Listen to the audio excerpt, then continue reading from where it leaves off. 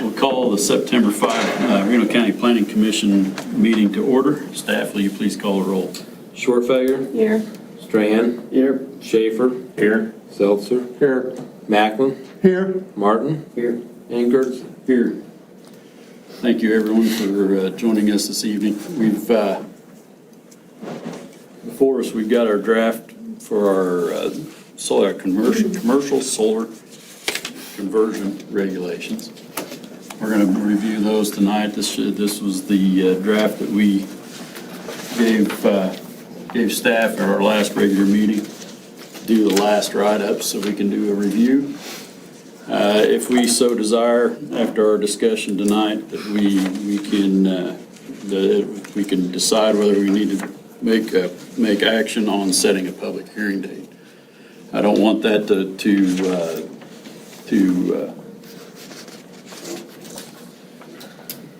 have you set your urgency towards this. We want to be able to discuss this.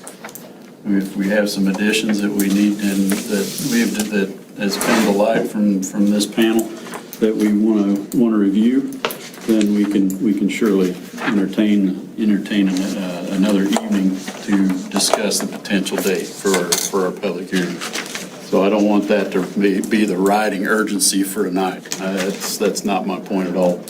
I just wanted to get the document as close as possible. We thought maybe because of our last discussion that it was pretty close, and that's why we put it on our agenda for tonight, just in case we had the opportunity to do that. So with that, I'll open our first item of business, the discussion on text amendment to the table of contents in Article 15-105 of the zoning regulations and the creation of Article 25 to the zoning regulations to establish commercial solar energy guidelines. Staff, do you have any comments? Sure. So what you have before you, Board, are the three sections of the regulations that will pertain to this proposed amendment. The first one is the creation of Article 25, and all that is the table of contents. So we're just adding that to our table of contents. The second one, is an amendment to Article 15, which is the article that deals with the requirement of a conditional use permit. So you can see that I've added number 14A, which necessitates a conditional use permit for a commercial solar energy system. And then it references Article 25 in there to help people to refer to Article 25 for those regulations. And then, of course, the main one that we've been working on for several months here is the new Article 25, which is the commercial solar energy system regulations here. I gave you all three together so you can see what the entire document would look like once we go to a public hearing type of setting here. As Russ said, there's no mandate or necessity that you have to set a public hearing date. You've received a lot of comments from me that I've received from the public with questions or comments, and so if you would like to have more time to review those, you certainly can. If you would like staff to look at additional changes, you can certainly do that. There's no mandate here tonight that you have to set a public hearing date. However, if you feel like you're ready for that public hearing and ready to listen to the public, then you can certainly set that date and see what comments you receive further from the public. And then once you do that, then you can take those comments into consideration and make further amendments to the regulations if you would like. So, Okay. That help kind of explain going forward a little bit some of your options here. Like I say, based on comments you receive, based off of other things, if you want, you can make further amendments tonight. We can meet again in a couple of weeks at our regularly scheduled meeting and look at those amendments here as well. The document that you gave us, the Article 25, does it have any changes that were made since our last meeting prior to this meeting? No. Pretty much, is it straight up what we had discussed? What we discussed, and so, yeah, you don't see anything that's highlighted in this document here. I will say that the document is finally formatted. I believe, to comply with the rest of our articles in there, so hopefully it looks a lot better than the version that you had previously that I had created, so I want to thank Public Works staff for doing that for me, and so. I just was kind of curious. I didn't see any red lines this time around. No I red just wanted lines. to make sure that there wasn't. The previous version had red lines in it, as you all know, and we discussed all that last meeting, and I didn't hear of any additional changes this board requested, so therefore everything is in black. Gotcha. Good. Fair enough. Thank you. Guess I'll open this discussion up. I had in mind that we'd probably review this probably a paragraph at a time, much like we did our last meeting. If we have any comments in along the way, please don't hesitate to bring those up as we go through these. If I don't hear any comment as I call out a paragraph number, we'll just move along smartly and get through this tonight. Any questions? All right, we'll just start at 25-101.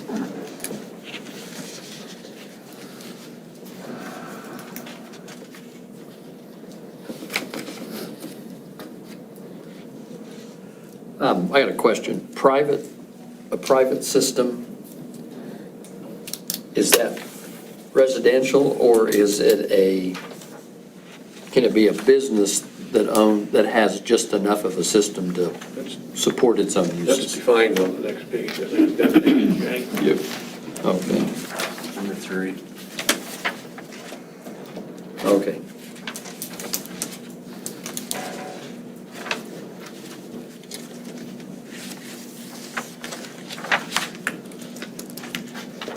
All right, Good? answering my question. Okay. So the answer is, yeah, it could be residential or business. It's an entity that just basically generates electricity for their own use. Yeah. Not for resale. I still have a little bit of heartburn over the private systems and what some creative individuals might be able to do if we don't even have setbacks that apply, or it just seems like it leaves the door open completely. I'm not sure this is the right document to try to take that up, but I do have some concerns about potential problematic private systems.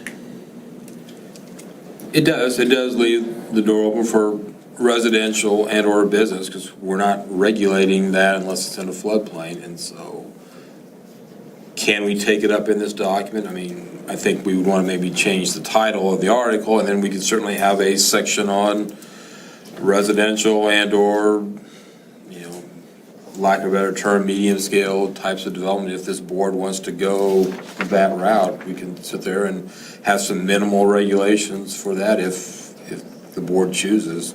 Or we can move forward with this and then address residential at a different time. Garth, or your main concern is setbacks, say on pedestals type? Setbacks, height, probably the same kinds of things we have in this document. It's just, a private installation instead of commercial. So, but I don't want to hold this document up, and I do think it probably deserves the same discussion in general that we've had about commercial installations. I just don't want to forget about it as we move forward with this document.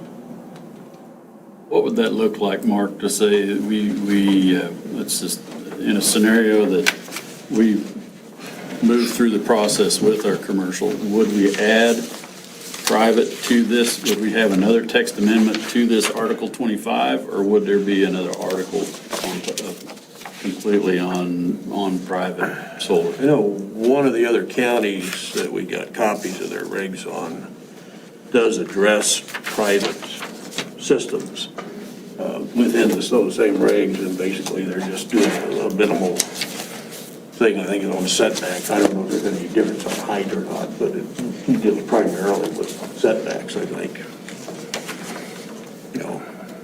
so that you can't put it right up on the fence line or whatever.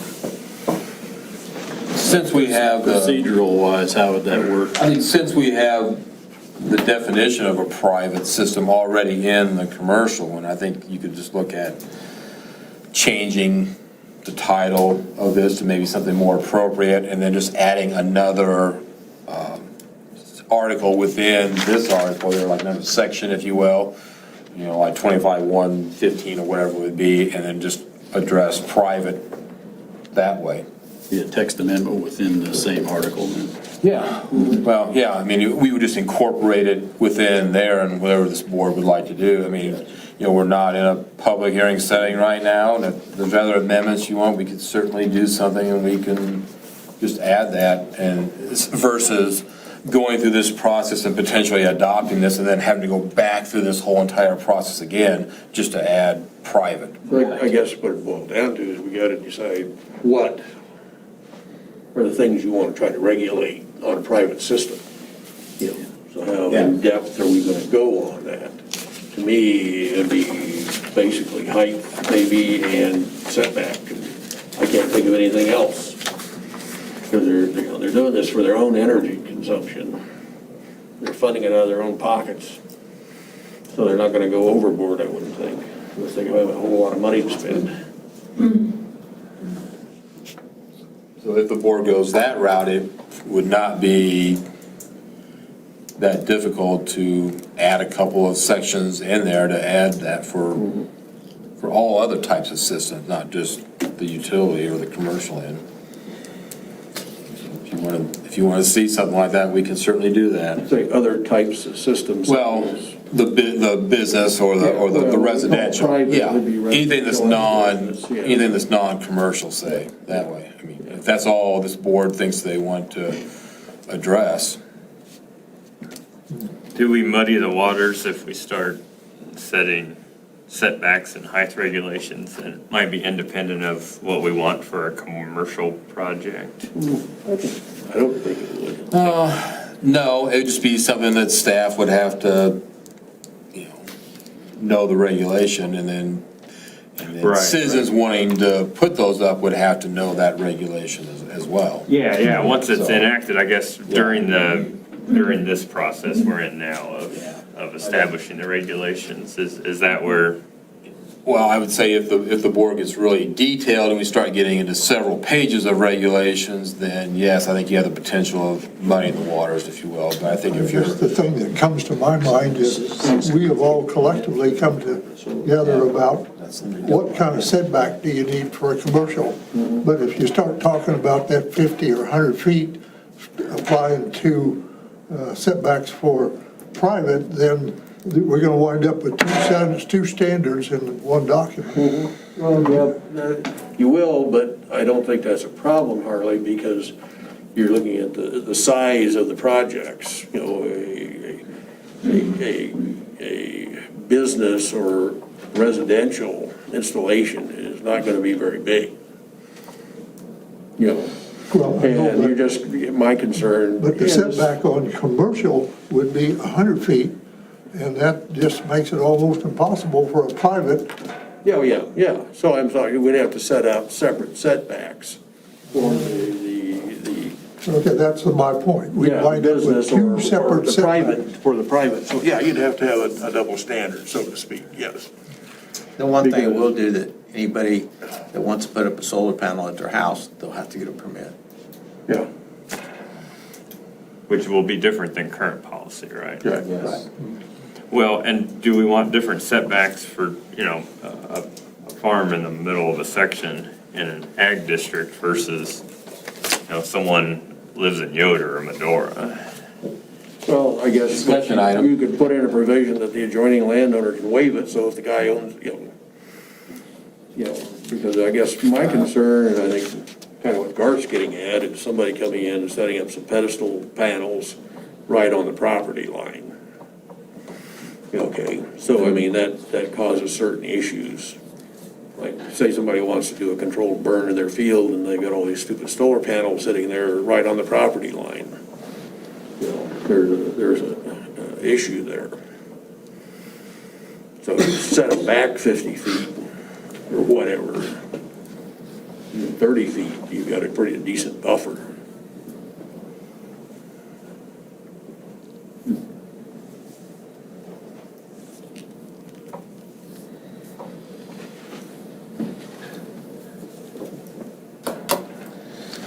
I would think the setbacks on a private system would be the same as for structures. It could. For the commercial? No, for private. Oh, for buildings, I mean? Yeah. So just treat it as an accessory structure? Yeah, you could do that. Yeah, that might be a way. Yeah, because it is an accessory. Yeah. What are the setbacks, say, for accessory buildings? For the agricultural district, you're talking about side yard or all setbacks? Yeah. For the ag district, it's 50 from the road right of way and 30 on all other property lines. And for the R1 zoning district, which are parcels between 3 and 39.99 acres roughly, you're looking at 30 feet from the road right of way, 10 feet on a side, 20 feet on the back property line, so. And then once you get down to the R2 and R3 zoning district, parcels that are less than 3 acres in size, you're still looking at 30 feet from the road right of way, but then you're looking at 8 feet on a side and 10 foot on the back. So you're getting pretty close. But no closer than what a 40 by 60 Building. building could be too. So we could basically So if just you tie wanna- it into your general setbacks. So if you want to mirror something like that, yeah, Yeah, that's a good thought. you can mirror that. Okay, a follow-up question. In 102, number 2, we do use the word accessory. Solar, private solar energy system shall be permitted as an accessory. So does that get into this conversation we just had about setbacks for an accessory and the square foot limitations? Not the square foot limitation, that's for. It's not a building? It's not a well, it's not a building. It's a structure, but it's not a building. So then, to your question, a part of that sentence would have to be removed, which says no zoning permits required, because in order to verify setbacks and everything, then we're gonna have to require a zoning permit for a ground mount type of system. So we would just have to strike a portion of that sentence in there, but it would still be considered an accessory use. Yeah. As soon as we strike that, then that opens a conversation for the setbacks. If we leave it as is, we move on. If we strike those, the phrase accessory use with no accessory use with no zoning permit requirement. If we strike that no zoning permit requirement from that, then we need to come up with our setbacks in this document, correct? I think we could probably come up with some other language that would clarify what the setbacks are. If they're gonna be different for panels versus a building, then I think we'd wanna maybe call it out in the document, since they would be different. But if you're looking at keeping the same setbacks for all the zoning districts, then I think we can come up with some language here that would further clarify to people that a permit's required and these are your setbacks. We'd say something like the setbacks for a private would be found under Article 13 of the zoning regulations, which is dealing with with setbacks for all buildings. So that could be So- that easy of a It conversation. could be, it could be, if, I Unless can the- also see that since we've set a limit for commercial, the panels can't be more than 20 feet high, a private deal could wind up a lot more than 20 feet. A two-story house, a business, on the roof of a business. What is the height? 35 feet? Am I thinking? 35 feet for the residential, no height restriction for the ag. Now, on the commercial, the height restriction, that's assuming a pedestal mount, right? Yes, Yeah. yes. Whereas I think Harley was making reference to like roof mounted panels. Yeah, we wouldn't So, I mean, you wouldn't regulate that. We wouldn't I mean, regulate that, yeah, because, the building codes would regulate that. You know, you're just putting it on top. you mainly, yeah, you're just putting it on top of the. We're talking about height restrictions apply only to a pedestal mount system.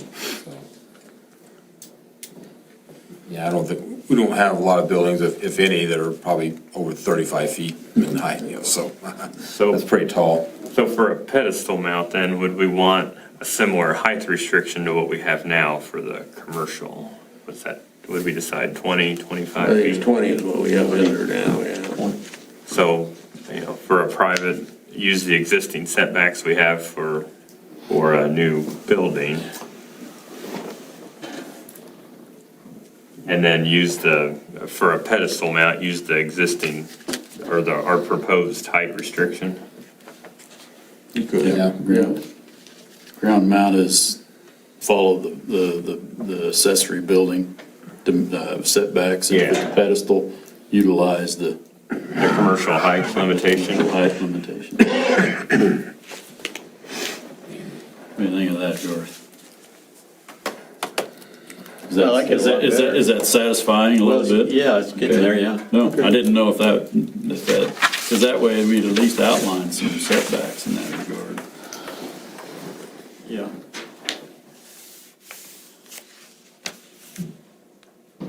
Well, I'm just visualizing cans of worms in that if you're private, you can put it on a pedestal, you can't go above 20 feet, but if you got a building, you can go up to the height of the building. Well, it's on the roof, that's a roof mount. So, I mean, you're not gonna mount the panels on the side of the building, Well, I don't think. but it could be a flat roof building that you want to put them up there on the roof, and it would be looking at the sun, and that could be a lot more than 20 feet. But it could, the private is more than just me and my Morton building and having panels on it. It's considering, let's just say the owners of the mall wanted to put solar panels on top of that falls in the city. It kind of is probably a bad example. But all they would need would be, if it was in a county, a conditional use permit to put those there. Yeah, but, you also have to look at the practical side point of view too, because if you put a pedestal mount on a flat roof like that, it's gonna like putting a kite up there on top of your roof. And the wind blows in Kansas. I guess that maybe I'm misunderstanding where you're going, Harley. I might be. Well, I might be all missing I'm something. doing is making sure we got something that won't be openly contested in a public hearing. Oh, yeah. That's my driving force. I'm with you there. If it's ground bearing or pedestal mounted, then that defines what they can do, in my mind. If it's on top of a building, So is this, I the don't language in here, does it define between ground mounted and pedestal mounted? well, Roof mounted? we're kind of taking a little bit of a tangent here with this private side. So we got to decide whether we want to go down this path, because it sounds like it could be a pretty big rabbit hole. I think Garth, you're spot that's on. my It probably needs to have some attention. So I guess we need to decide as a group here whether that's the path that we want to take and add it to these now, which might be the path of least resistance, but it's going to take a little bit more time.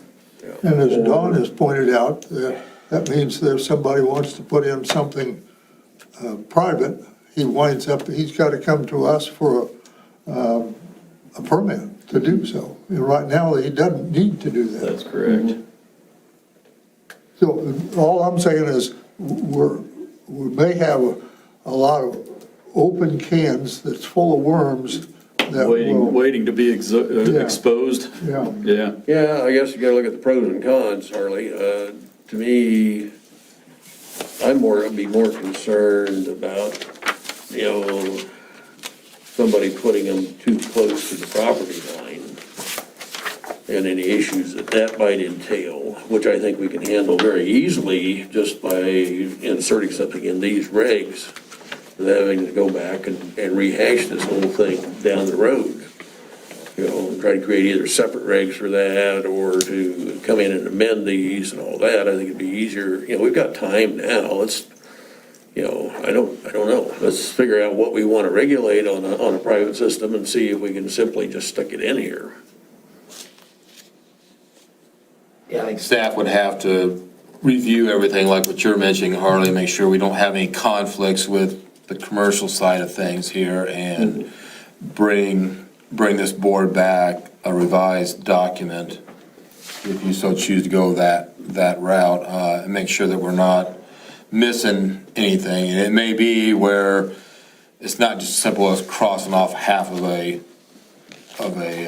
paragraph and just inserting something. We may have to create a few different sections within that article that deal with the private sector. It might be simpler to do something like that. That way, it would be more clear for everybody instead of trying to bury it amongst the commercial I section. think clarity is important.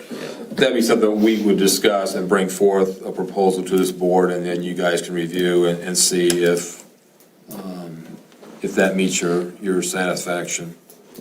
Well, it also potentially opens the door to a lot of other issues, and I don't have any history with the planning commission to know this, but, if I want to put a 1,000-gallon propane tank right on my property line, can I, there's all sorts of scenarios that people can do that are going to be perceived as unneighborly, and I don't know what the county's perspective is as far as regulating private property.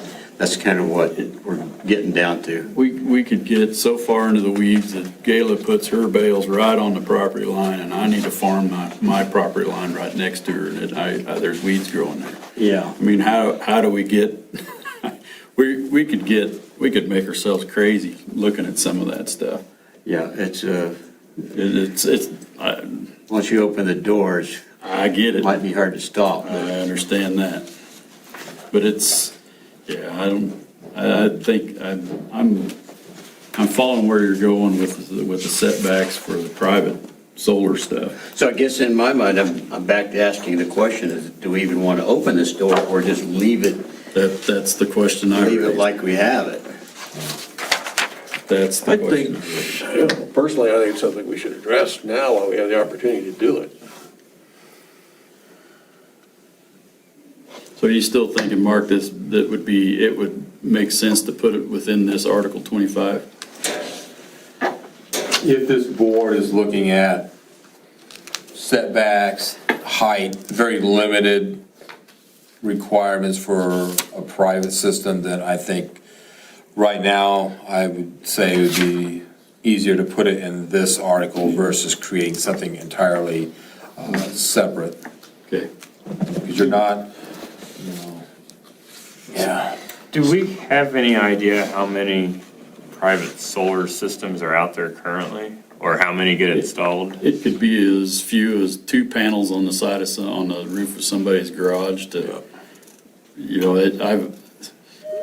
just west of Bueller, there's a fella out there that has, I don't know, there's probably about a half a dozen to 10 panels on his garage. You know what? He's not on anybody's border. His garage has already been approved, so the footprint is already there. Chances are, I mean, I want to protect ourselves for the chances are statement, but for the most part, if you're going to see, I would say an installation for private use, you're going to see it on a rooftop, just because of trees, just because of southern exposure. It's just because of all We're that. starting to see a lot of them more on some of the Mennonite homes and whatnot. They're starting to put solar in their buildings. Now, I guess my question was, this will be regulating and permitting something that we don't currently do that, right? That's correct. So how many people that are putting 2 panels on the side of their house or on the roof of their shop? It's not the roof that'd be the issue, is it, Mark? The only thing we'd But it would regulate- still require going through the permitting process, right? So what kind of workload does that To be add? determined, I guess, if this board wants to regulate the roof. I think I've been hearing that we're probably not going to regulate roof, but you're more interested in the ground mount. To answer your other question, though, I mean, since it's not regulated right now, I don't have any data to share with the board as far as how many homes have solar on them. I can tell you I have received phone calls from solar panel companies across the country wanting to know what is the permitting process to be able to install ground or roof mount on a property. So there's work on my end that I do as far as reviewing floodplain stuff, but as far as permitting, I don't require that. They're free to go ahead and put it anywhere on their property you want, so. What's the general building permit fee for something like this? Right now, if we treat it as an accessory building / structure, it'd be $50 permit. And I could see probably just leaving it at that because I don't need any more information than I would need on you building a building on your property. I don't need to have engineered plans or how you're mounting it to the ground or how you're wiring it to your house, none of that. So it's just a locational map, show me where it is. If it's 10 feet from the property line, 30 feet from the road, you're getting a permit. So there's not a lot of review in because we don't have building codes. Well, we have to be having people come in like we have the last couple of meetings that we've had that didn't know. No. I'm At this time, no. It would just be something that's regulated administratively through our regulations. It would require a special exception. But would they need an exception if they put it inside the setback?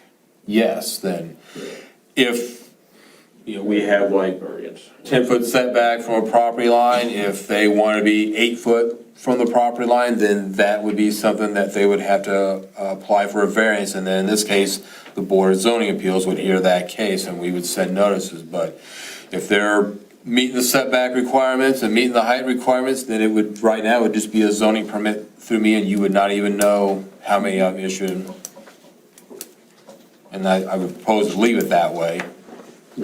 My concern is too, is as we're talking about putting some regulations down in here for those that have wells on pastures that want to put a solar panel up and it's going to be ground bearing, we're going to make them come in and pay $50 to get a check in the box to put that solar panel in on their pasture.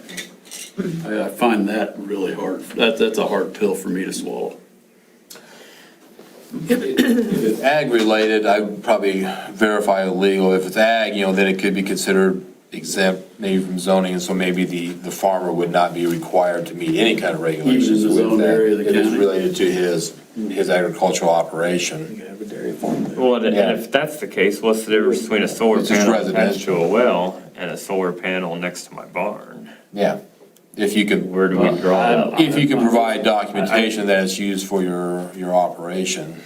I know, I'm starting to split hairs, but there's a lot of what ifs that could come through our door if we start putting regulations down. There's another can for some more worms. There you go. Yeah. I mean, there's, We, I'm following where Garth is going, and I understand we probably need to talk about it. It might be something, maybe this is a good segue to say, okay, let's put our heads together and discuss a private type, what that looks like and what regulations because we're kind of shotgunning regulations here. Let's come together with a plan for our next meeting for the private side of things. I don't know that we're gonna decide exactly tonight what that looks like without a little, because we're it's not pushing me, not catching me off guard, but is kind of, because I was on rail for the commercial side of things.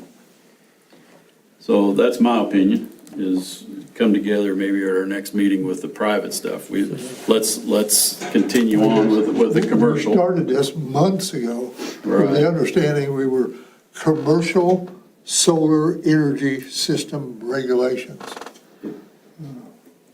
So I don't know. I don't know.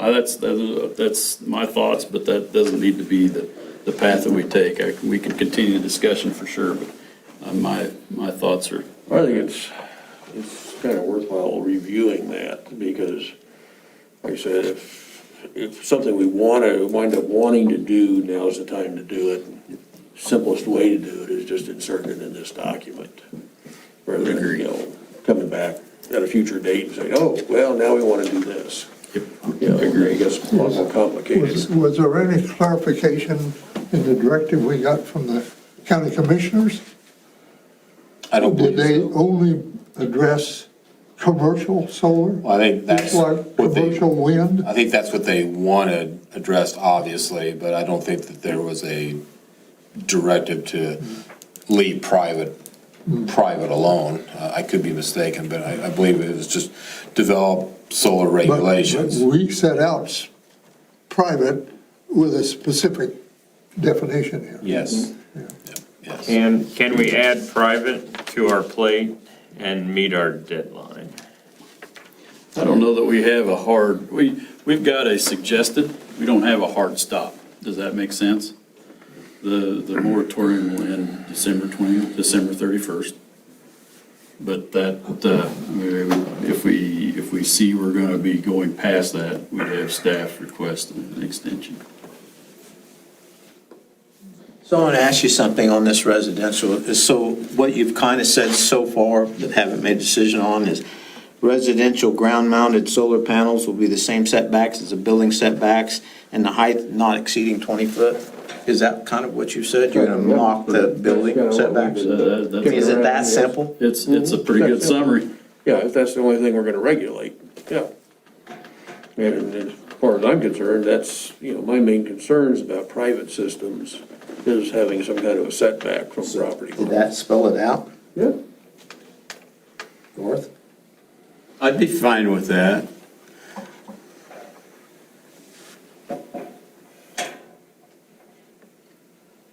It's certainly, it's some real basic protections for neighboring property owners. I mean, we may learn more as, if solar catches on and these things become very popular and they change as far as the mechanical pieces.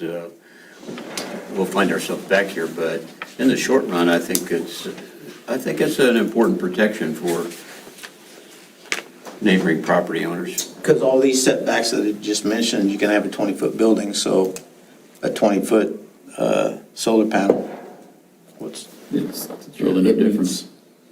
Am I not correct that wind generation on a private business not regulated at all? That's true. Is that correct? That is correct. And there's no setbacks on that either? Yeah, is it? it's regulated. It doesn't require conditional use. Setbacks are equal to the height of the tower. And so for that, but it's not regulated through the conditional use permit process. But if you look under, I think it's Article 15 again, I think it's in there, where it's a small scale wind generator. So we do have some stuff. And a small scale wind generator, what restrictions would be on it? It's set by like the amount of power that it generates. But what about the So, location of the wind generator? Location is height, regulated by the total height of that. So if it's 100 foot tall, it's got to be 100 foot off the property lines. Okay. Yeah. Would there be any need to have the lines, like coming from the solar to wherever?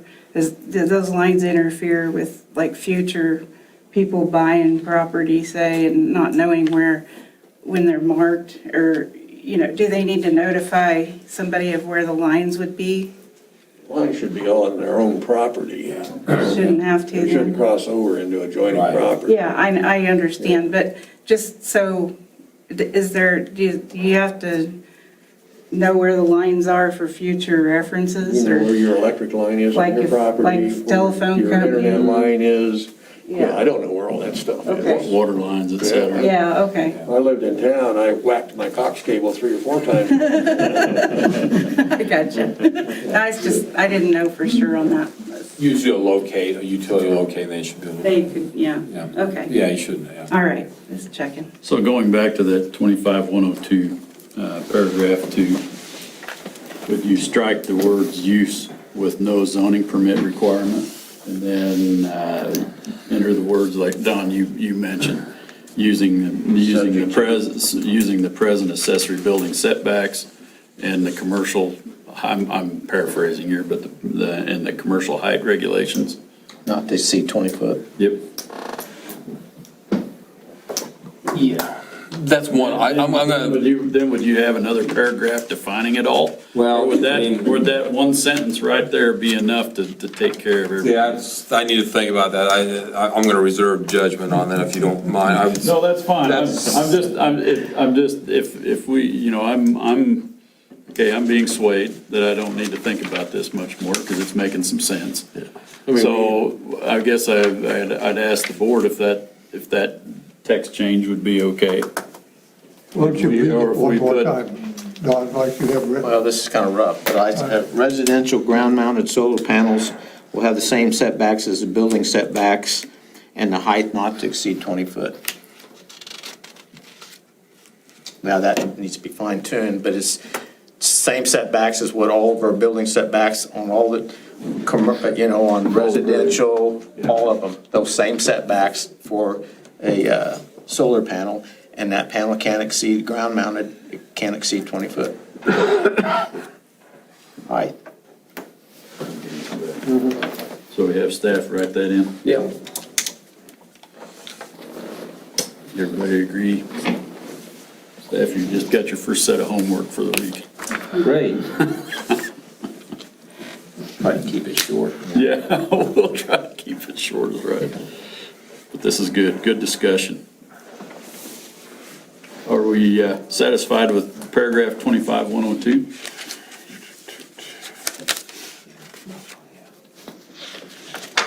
We'll move on to 103, the definitions. Of course, that will, I don't know if that'll affect that paragraph 3, the private solar energy system any, but that it could affect it some. It may affect it, but it'll affect it more by adding other definitions of ground and roof. Gotcha. Okay. Anything else in those definitions that need conversation? So to make it clear, you're not regulating roof mounted, right? No. Right. Okay.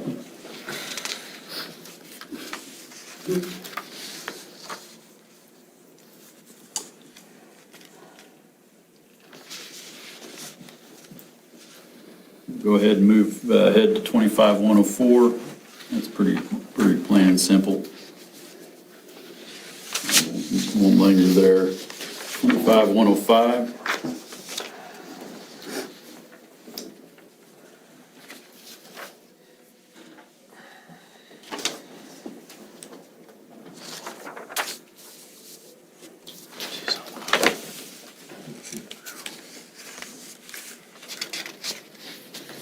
I'll move ahead to 25-106. If you need some more time, please speak up.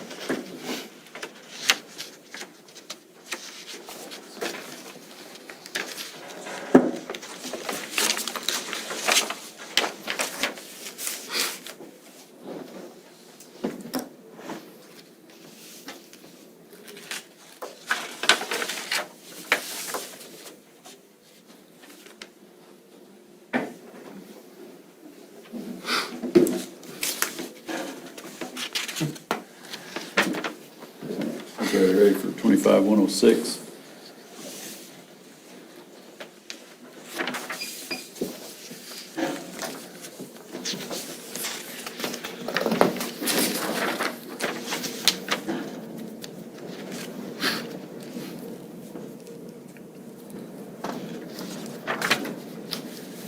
Looks good to me. Mark, will you, as we had previously discussed, the private, will we require a development plan for a private? Will require a site plan. Okay, so like, we can piecemeal some of this out of here, but let's just say, like we do for an accessory building, we want to see where the existing buildings are, where the Well, wastewater is. the plant, where they propose to put the panels, the max of the height that they plan, that kind of thing. So that you'll probably modify some of these to fit into that. Or is it gonna stay the same as just like a accessory building would be? mean, Yeah. we probably don't need I agree, we don't need a full course development plan, but we No. sure would need more detail than just, I want to put them here. What I'm hearing from the board is treat it almost like an accessory building.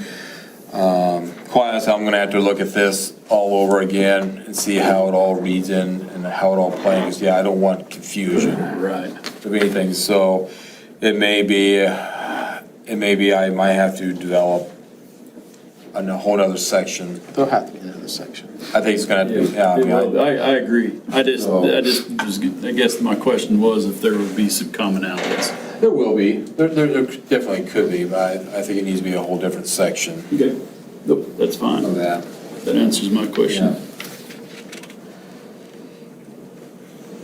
Any other questions for 25-106? We'll move on to 107.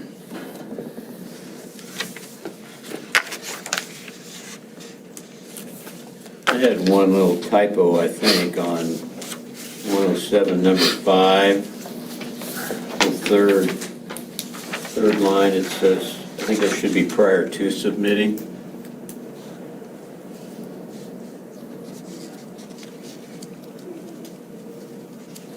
Number 5, prior to. You're talking about the beginning of the third line under 5. Yep. Should be prior to submitting the application. Just the prior submitting.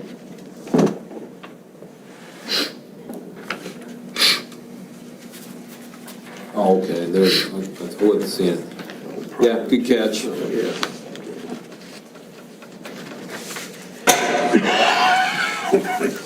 I have a concern on, and I don't know where you want to put it or if we want to, but we've talked several times about the noxious weeds in areas. Should we put in anything that covers taking care of those so that they don't spread? Because, you see a lot of Johnson grass and bindweed, and if that's in there, do we want that, we don't really want it just to be left alone like it could be. I don't know. Does anybody else have a concern about that?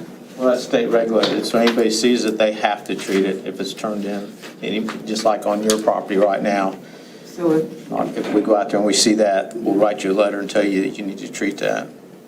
okay, so So they would be the same as anybody else having noxious weed on their property. okay, Since it was already covered under that, then we felt like, well, we don't need to be redundant, if you will, and put something in there that already people should be aware of and doing, and so all right. if that's satisfactory, yeah, that way. I have a similar question.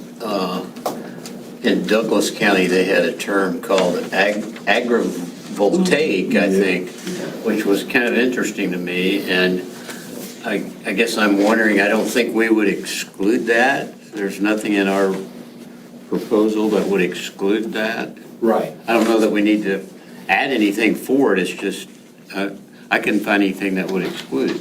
Yeah, we don't have Where they're anything. grazing with sheep or Yeah. goats or something, yeah, oh, yeah. Yep, I've read several articles about that, how the agriculture is taking place underneath these. Yeah. Yeah, we don't exclude it by any means, I think we even say we encourage it. So we didn't mandate it, but we encourage it, and we're not saying you can't do something like that, just the opposite. Okay.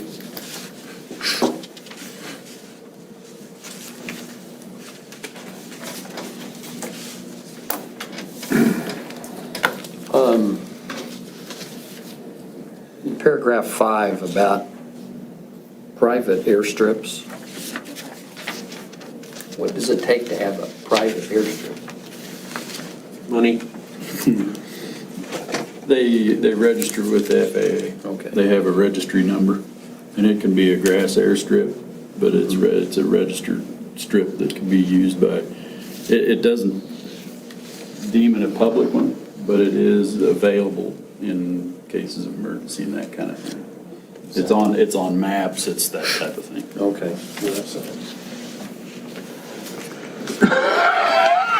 I got one question. On 25107, I'm not sure where it fits more appropriately in 3 or 4.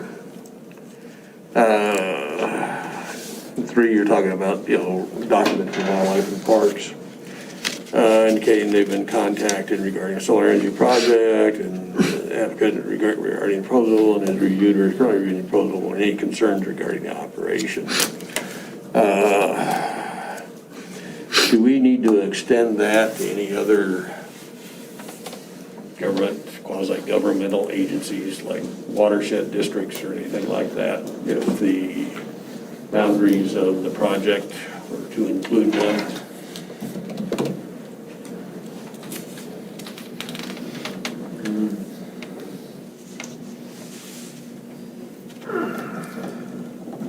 You can include that. I was just trying to think in the document. I'd have to review the document more Yeah, where to thoroughly. fit it see in more properly. if there's- Because, we all know the concern that's being expressed by some of the information we're getting of the proposed, or the areas that's being leased up right now, and its proximity to cheating watershed, cheating lake, Yeah.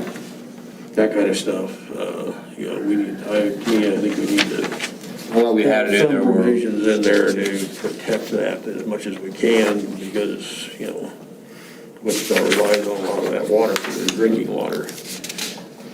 we didn't specifically list it, but I thought it was in the document. And I thought it gave us the leeway to request them to contact other agencies that we deemed appropriate for that. I don't think it was, we didn't list every single one of them. Yeah, There- I think we But we need can certainly add it. We've got, more specific.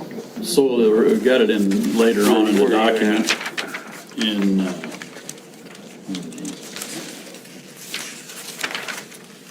it's going to be back in 25108, further on down. It's in the soil erosion, sediment control, stormwater runoff, and wetlands.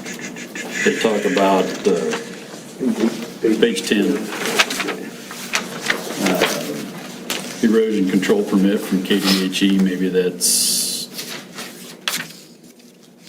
Then in the special flood hazard areas, that's where Mark was talking about flood area, flood zones and that kind of thing. We're kind of getting ahead of the ball and looking at these, but it might be who else other than, we'd need wildlife and parks. Well, do we have to itemize it, or? Yeah, well, do you want to list specific ones, or would you want to say other agencies? Because the other agencies are really going to depend on where this project Yeah. Yeah, it is, yeah. I mean, it's a little bit like the noxious weeds. We don't have to worry about subjects that are regulated by another agency or party. I mean, would it cover it to say other agencies, depending on where the project is located, or you think it'd be more appropriate to list them out somewhere? Who's gonna make that determination? Right. That's the problem. Yeah. That would be, because they're, the utility company's probably not gonna come and say, well, we're in this watershed district, so we need to get our blessing from them. But who's gonna, look out for their interest, I guess is what I'm trying to get to. I can come up with some other agencies and bring it back. Some type of verbiage, because, there has to be something that's enforceable, and definable, I guess, is what I'm looking at.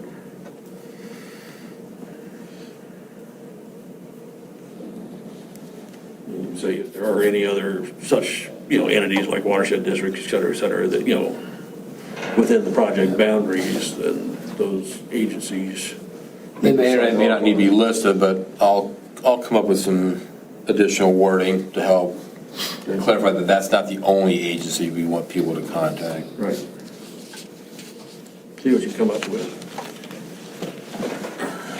But once they give a site plan, then that ought to indicate what somewhat agencies need to be contacted. Yeah, if you can, somewhere you can overlay that on, Mark has a map. Yeah.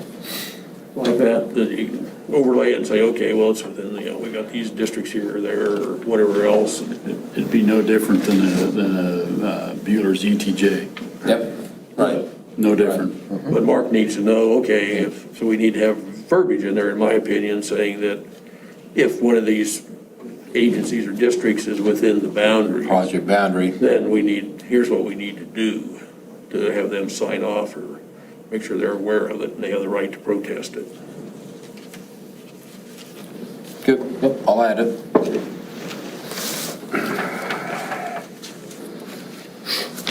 Okay, is 25-107 good?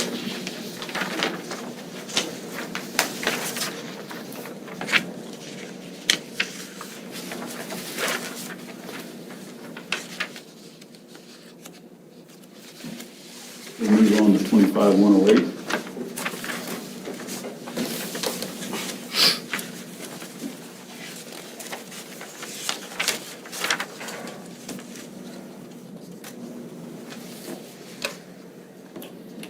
I wondered about number 2, setbacks. Says the following setback requirements shall be the minimum distance for any solar panel. Well, does the same apply to building or other equipment? We specifically say setback for any panel.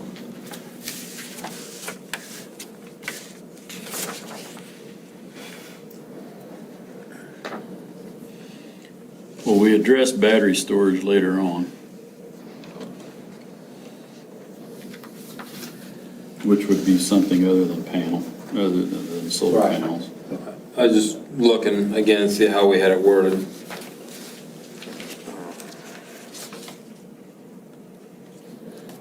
You could use the same verbiage you've got further on in there, solar energy component. Instead of saying solar panel, you could say any solar energy component located within a solar energy system project. And that would apply to anything, whether it's a building or, whatever. Not just panels. I think we better spell it out. If you're concerned about a building being put within a right of way, we better spell it out, because if we put component, that leaves too much room for. Well, what's a component of a solar project? Okay, you and I understand that, but somebody walking through the door may not understand that We the could building. add that into the definition. A component of a solar energy system is,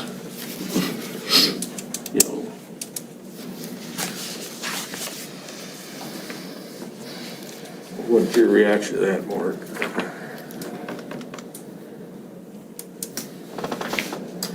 Solar panel is defined, but, We're talking but I also say solar component. Do you? That's a question. Over in D of that 25108-2D. Yeah, So that's why I'm saying you can use the word component, which you could then define if that is necessary to include any structure panel or anything else, any part of the solar energy project. So you're concerned with something like, say, a maintenance shop being put right on the property line or Yeah. something? Because right now, That's his point, is that we're You just could say regulating setbacks for the panels, but nothing on. but you can drive a building through that Yeah. hole. yeah, that's a good catch. It shouldn't say component. At minimum, it probably should say project, because that would cover, or, well, not, no, wouldn't probably be facility, probably be the better word, because, You have project in letter E below it, no solar energy system project. that's, a project is one that has not received conditional use permit. Right. The facility has received the approval, so Gotcha. D would be talking about If they've got the approval. if they got the approval. Now, either way, you could either say project or facility. I tell you about, you could say project for both. So that means anything associated with the project can't be in an easement. Within those setbacks apply to anything. Yeah, it should say component because there is no definition of component. Right. Good catch. Change the wording on that. Yeah. That's hard, you try and use your definitions, and then you insert words that aren't defined, and that just creates issues.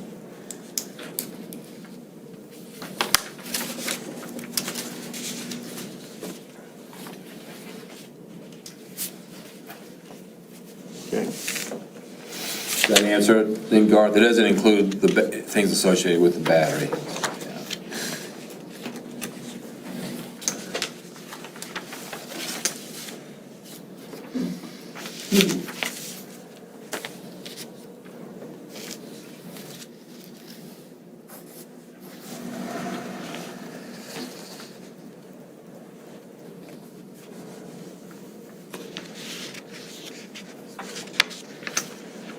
Let me ask you a question on 4 fencing. Okay, now, I don't know how these things are built. Sometimes it's like, a section of land with just nothing in there but panels. Other times, they're broken up a little bit with a piece here, piece here, piece there. In that event, do we want, instead of fencing the entire project perimeter, we want to break that up and fence just those panel areas to allow for like wildlife corridors and whatnot? I think in 2 of the other county documents, they called for permeable So what fence. is that? I saw that. I mean, It's what's a- wildlife and It's a hedgerow. A hedgerow? Yeah. Okay, so not using chain link fence. Nope. So you got a 4-foot hedgerow that a deer can jump over. They're pushing, they're planting, or they're planting cedar trees, or they're planting. Or a chain link fence that a possum can go under. Right. It's off the ground a certain height, Sites or something. allows for wildlife passage. Yeah, but it also makes it easy for 2-legged creatures to get in too. So I don't know. Well, the fencing was put in place, obviously, for security reasons, and I know that they're concerned with wildlife, and so I think if the concern is with that, I think I'd rather just have no fencing required. Then that way it's the free range of wildlife versus trying to define a certain type of fencing that is allowed, and then expect me to go out there and try and verify or monitor that fencing is still up there. Now, I think fencing around battery storage is totally different than fencing around the panel. And so if this board would like, we can just eliminate the fencing, and that way there's gonna be no barriers to wildlife. We know that they're gonna fence these things in because they want to protect their property. Just because you don't require it doesn't mean they're not going to build it. Yeah. Right. Is that something Wildlife and Parks would weigh in on? Probably not, no. I doubt it. Alan, what does that solar farm out in your area have on it? Chain link. Here's the one at Pratt, I took a picture. It's a lot Kind of- smaller. There, it's chain link. Chain link with razor, with barbed on top. That's the one at Huntsville too, very similar. Then it goes clear to the Depends on the ground. size. It goes clear to configuration. ground, yeah. It's designed to keep varmints out of the 2- and 4-wheeled or legged variety. Well, even some of the 4-legged ones, because they get in there, they can chew on the exposed wiring and Yeah, whatnot. yeah. Have some personal experience with that.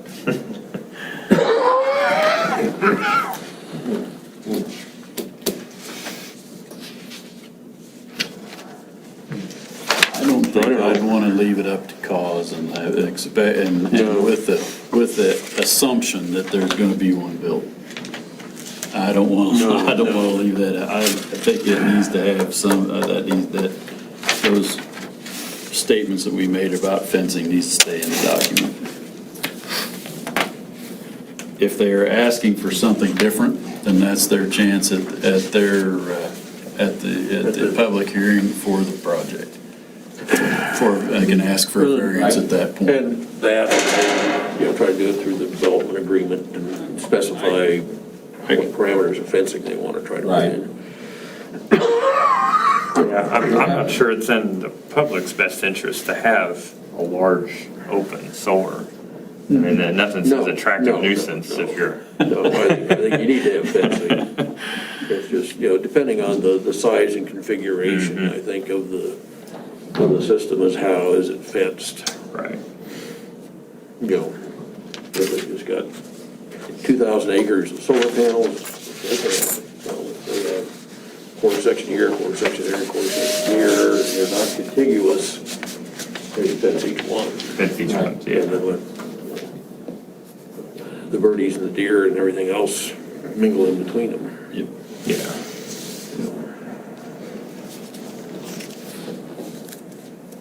Fair enough. Fencing stays, correct? Yeah.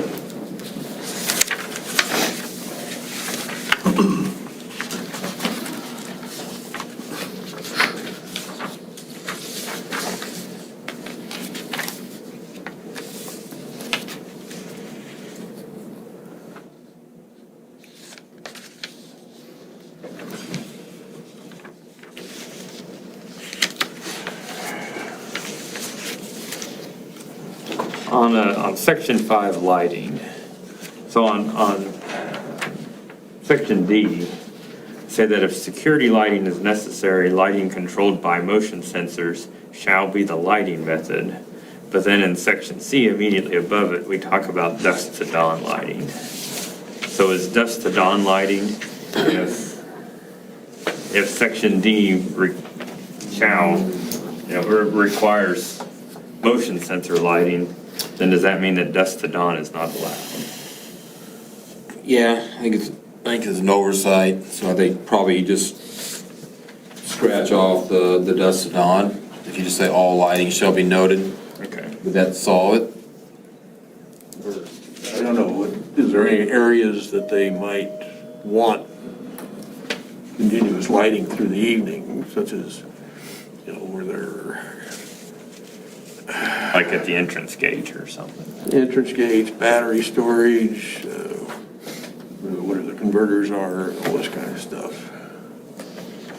I don't know.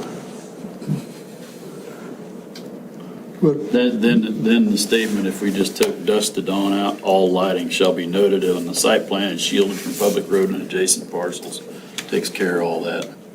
But then it says motion sensors, and so then you wouldn't have continuous lighting anywhere. Then you just strike the motion sensor sentence completely. But the motion sensor is just for security locations. Well, then, okay, they need, I've got a battery operated solar one on the back of my shop, and the dog walks by and it clicks on. So, I guess we have to make sure that, I don't want to nitpick an applicant to death about his motion sensor lights, but as long as those lights are, as long as any light, I don't care if it's motion sensor or if it's dusk to dawn, if it's shielded from public road and adjacent parcels, I really don't care what he puts up there. I mean, that's my point. I don't see anything wrong with the wording like it is. It says all dusk to dawn lighting shall be noted on the site plan. And if the owner wants to put some dusk to dawn lighting, he just puts it on the plan and we say, okay, or we don't say okay. Fantastic, yep, that's where I'm at. Yep. So scratch D. Is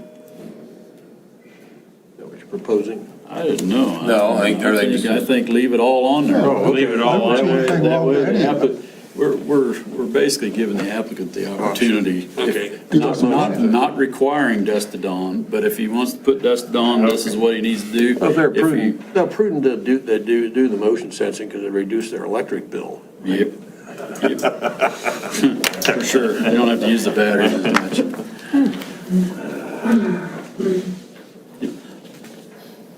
Okay. Number 6. Comments comments there?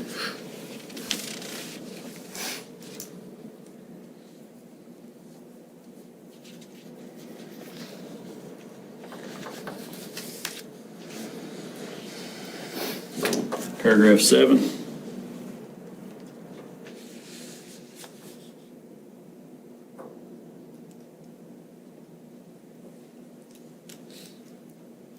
Moving on to paragraph 8.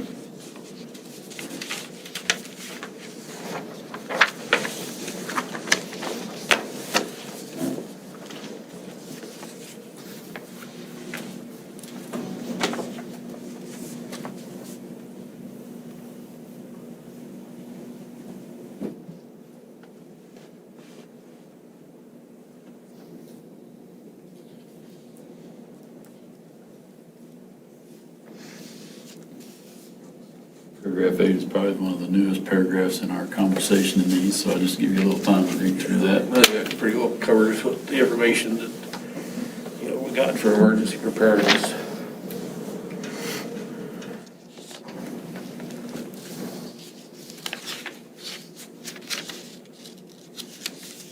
Really, you good? Yep. Jack? I don't know. You got a bunch of lithium batteries on fire 500 feet into the,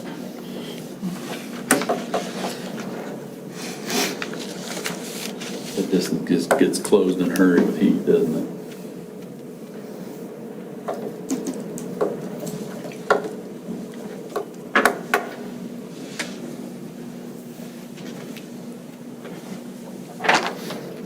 Any other comments on paragraph 8? Jack, you're saying that you don't think that's far enough? I'm not sure. I'd like an opinion from, emergency management people or something, how far they think it ought to be. I made some inquiries of people I know in the industry, and they said, they told me that lithium batteries were not used in any of these sort of installations. The batteries would be NiCad batteries, and they are not really subject to fires. And lithium iron batteries are the future, and the reason they are the future is because they can be cycled up to 4,000 times before end of life of the batteries. And by 4,000, that means you discharge them, recharge them, discharge them, recharge them. And the NiCad batteries don't have only about 1,000 cycles before they'd have to be redone. The difference between their lithium iron batteries and the NiCad batteries is price. In other words, the lithium iron batteries are a lot more expensive than the NiCad batteries, and the installations that are built in now most of them are with NiCad batteries. But none of them have ever been put in with lithium batteries, like you find in toys and computers and automobiles and buses and things of that sort. All right.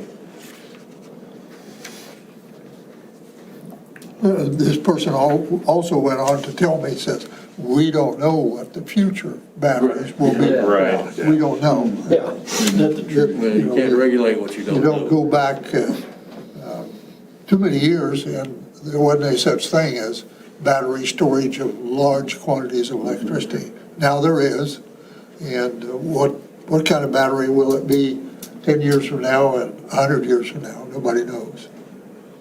But hopefully it'll be one more efficient, lower cost, And safer. and do the job better. For sure. Now, when it says it cannot be located within 500 feet of any principal building, what if they want to put them in a building? No, this is. Or are we this talking is- a Principal principal building building, is- somebody else's? Yeah, Right. that's Okay. for Okay. non-participating owner. All right.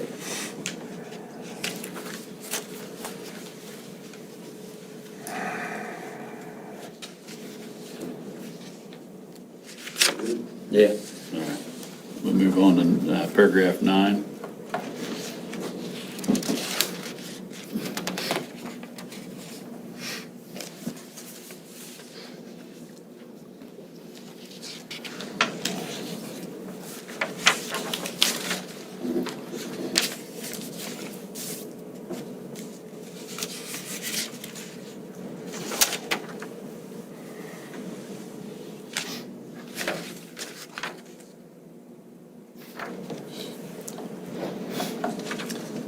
Any comments on paragraph 9?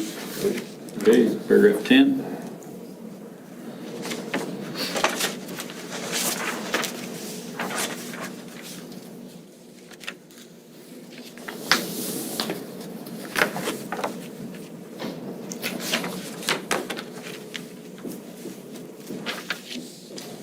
We'll move on to paragraph 11.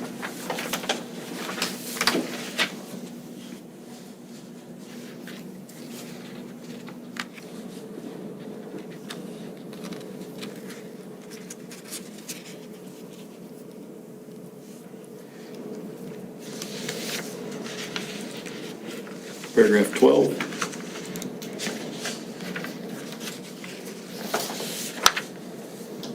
I'd like to go back to 11. A number of the comments I've seen that Mark has forwarded to us deal with runoff in one form or another. And I don't know on these projects if any kind of retention, on-site retention is a consideration, or I just don't know. I'm just talking through this, but and just again thinking of the concerns that have been expressed. And that'd be contained in their drainage plan or study that, we as a county would, potentially have a third-party person review that to see, make sure. And so, if a detention pond is needed, then that would have to be put in place and put on the plan. So it could be a possibility. Sure. Okay. Yep, definitely. One thing which might help some of that runoff issue, I don't think we have it in there anywhere, is, using like native vegetation on the ground under the panels versus gravel, something that has an actual living plant system to help filter stuff. Yeah. They would put that potentially in the plan of what they're gonna use with that, and then we can But review that and, suggest that they do that, is what I'm saying. Yeah. Rather versus, throwing down truckloads of gravel. right, I mean, that's, obviously, we don't wanna see that, but yeah, they would have to know what they're gonna be using and everything. We could change that if we don't like it. Sorry. Nope. On the necessary soil information, what does that require? Or, is that soil samples that they've pulled? Or what? I could see if it's highly erodible, if it's classified that, Yeah, that would probably be part of that. yeah, so could I. And that's what, I didn't know if it combined all of that or how, are we going to require like soil samples be taken every so often of the sites to see if anything is coming? Because like I said, we've got a lot of information that's talked about pollution coming off of them, and I don't know if it does or not. It's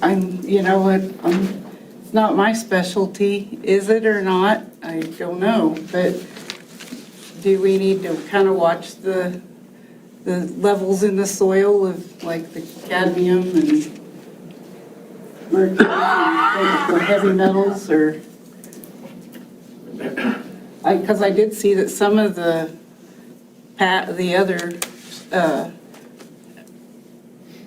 counties did call for a soil sample practice underneath them.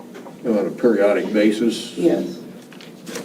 But to me, if you're gonna do that, that'd also have to be done by an independent third party rather than the utility company. They can Right. pick and choose Yeah, when they take and samples, it had to be sent to a lab certified lab. that was certified by the EPA. I don't think there's anything wrong with it. I mean, it's just another safeguard you could put in there. Right, where we're dealing with our water, that we don't get to, we don't get a second chance They at screw that that. up, it gets hard to clean up. Right. I guess I just wonder if we ought to make that a broader statement. Would that fit under that paragraph, Mark, or would we put that somewhere else? No, I think you need, It could fit under there, I'm just thinking where else it would go. That'd be an ongoing process, Yeah. and that'd be something you'd have to do every, 2, 3, 4 years or whatever.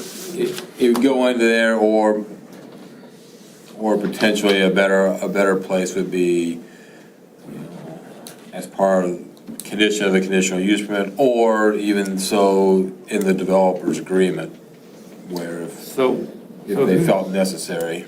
Who's responsible for carrying out that regulation? Is that you? Is that the health department? Which one would be? If we would require periodic soil sampling? Yeah, that's what I'm saying, it'd probably be more likely to be a developer's agreement, but it wouldn't be staff here. It would be requiring that, it'd be part of the, KDHE type of thing. Somebody independent. oh, independent, yeah, it'd be an independent person. Well, that'd be the independent operator, but who's ensuring that's occurring? Yeah.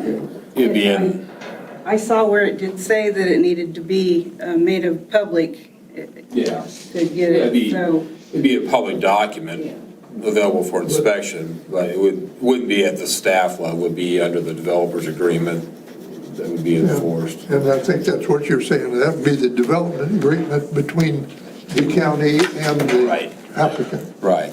And, Where we would mandate something like that if it was deemed necessary during that process, yeah. But as far as the regulation, it would be something that I would be monitoring and requiring soil samples. I'm not qualified to read soil samples.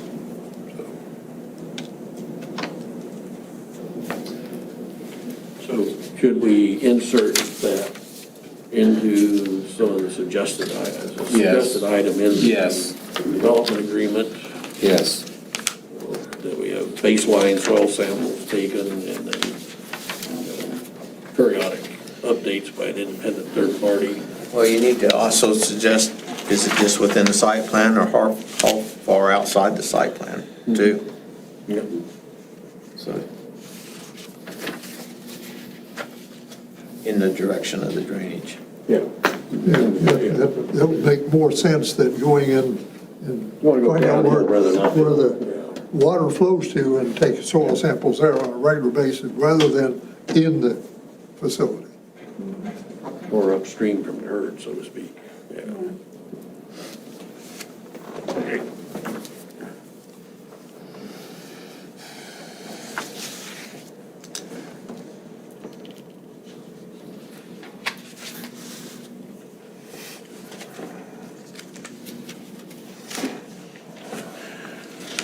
Paragraph 12.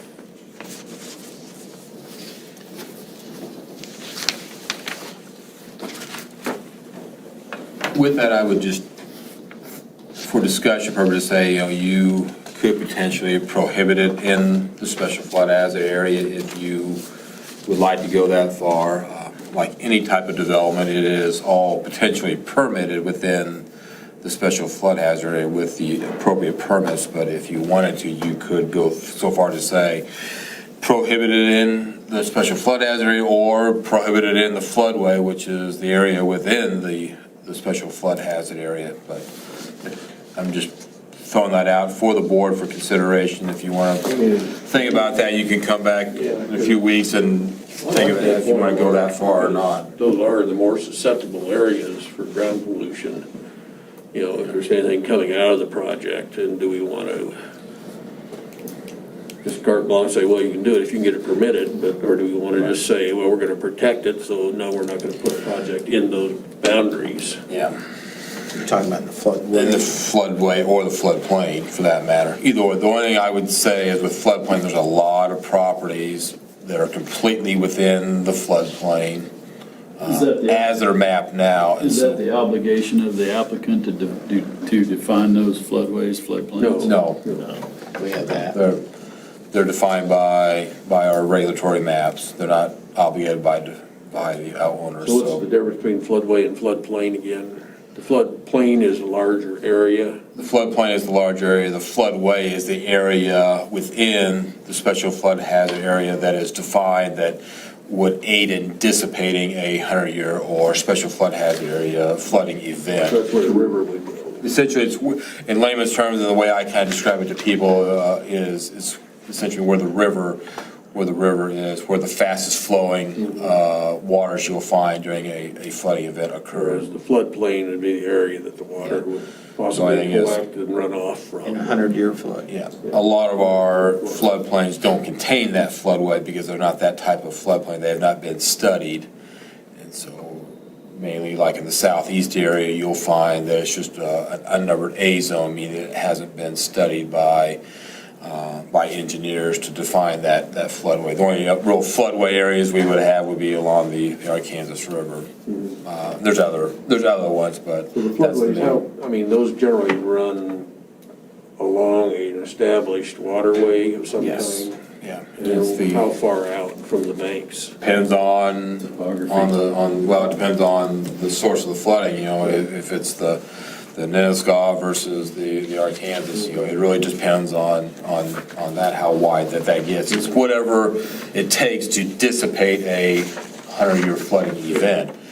So like with the Little Ark, for example, a smaller river is gonna take a lot more area to dissipate a 100-year flooding event versus the Arkansas River, which is a wider river. And so it's still a pretty good area, but it's not nearly as wide as with the Little I Ark. guess our concern, however, is just, you know, ground evolution, and that's gonna occur basically, I think, from in the ground, the floodplain, just as much as it would down in the floodway. But you're gonna have that, you're gonna have buildings that are in there, you're gonna have vehicles that are gonna be in there. Obviously, it's being farmed, and so the floodway should be reserved where nothing should be really in there. But, you know, you do have structures that have been there before the maps were even developed, and so. Okay, I'm getting confused with terminology.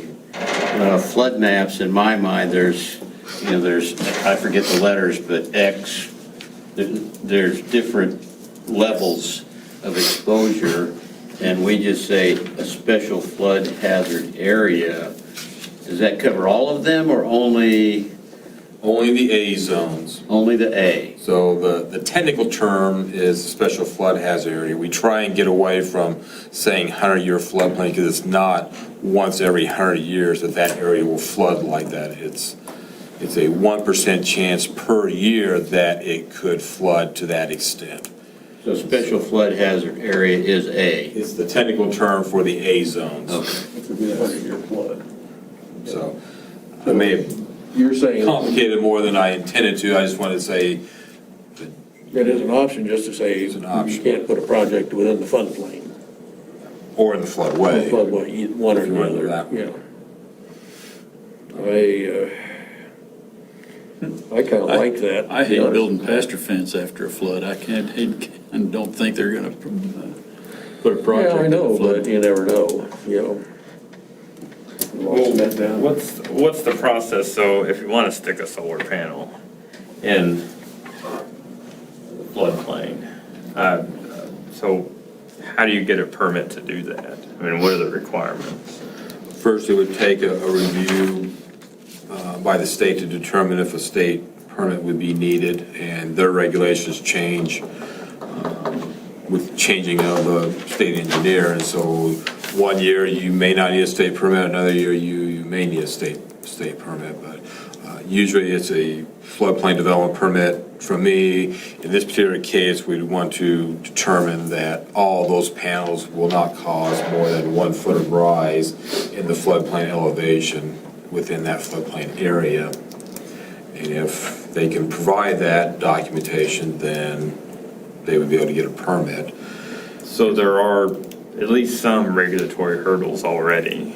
Oh, yes. Once they, And that goes with any building as well. You know, these things are going to be 15 foot in the air and stuff, and so you're not going to have necessarily an obstruction on the ground that would cause additional flooding. And when you start looking like maybe you don't know the answer to this, but your floodplain areas versus like water districts and whatnot, is there a lot of overlap, watershed districts?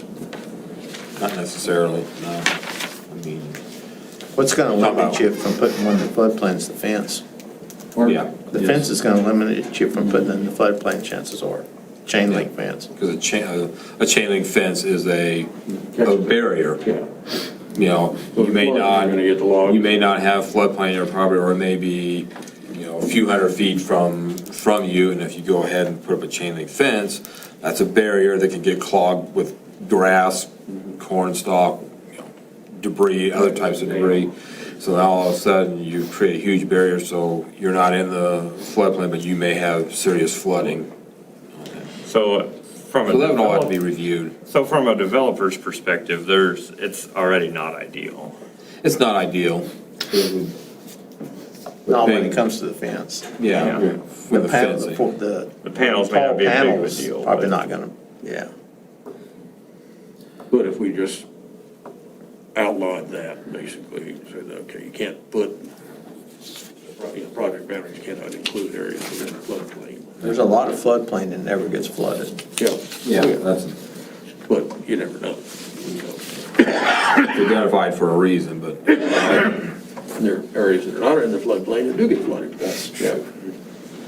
you can look at that a little more. I can bring forth another proposal, maybe that's not outright prohibiting it, maybe it's something in between. Next meeting.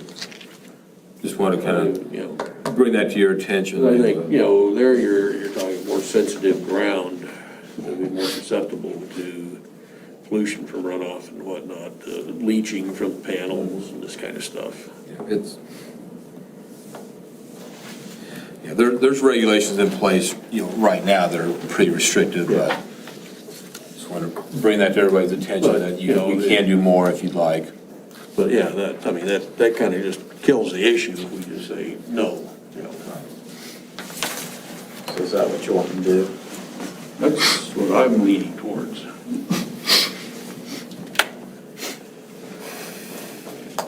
Yes.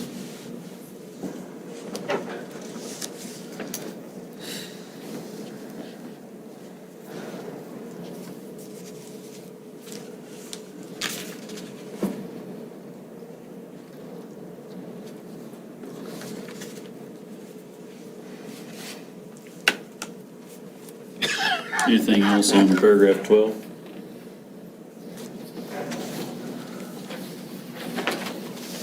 I'm going to go ahead and lump paragraphs 25, 109 through 112 kind of all together. There's a lot of requirements that the county commission is going to be utilizing in their plan. Agreements, requirements, including decommissioning. I still have the same question I had before on paragraph 110 about the 120-day.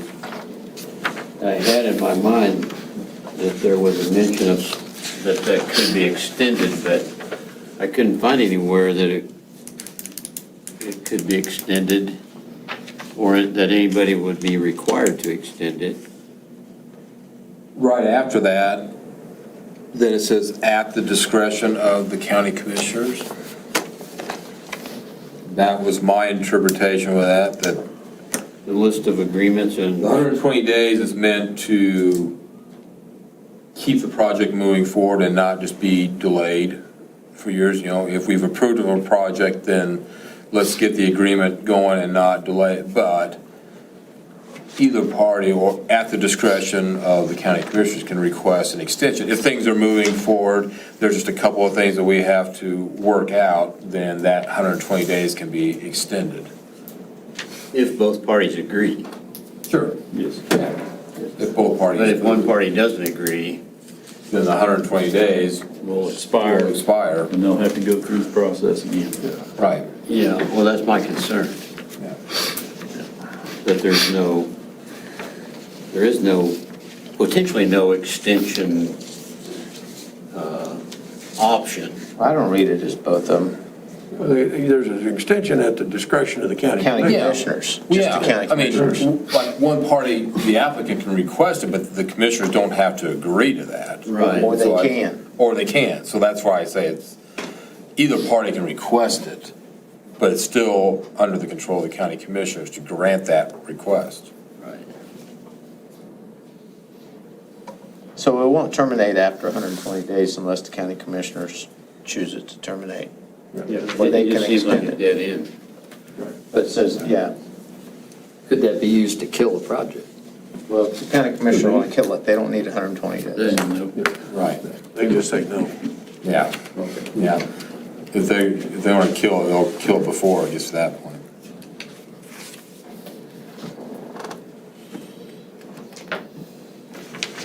On 110, item 2B and G seems like they ought to both be 4 feet or they ought to both be 48 inches.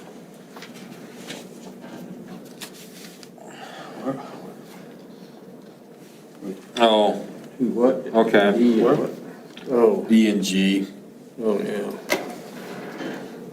Yeah. I don't care which it is. Makes sense. They mean the same thing, Harley. I know they do, but do you want that question to come up at the public hearing? No, make it 48 inches.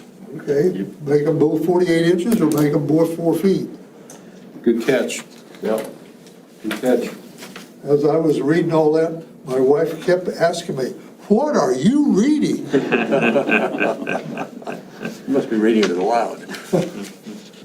Now, backing up a little bit to 25-110.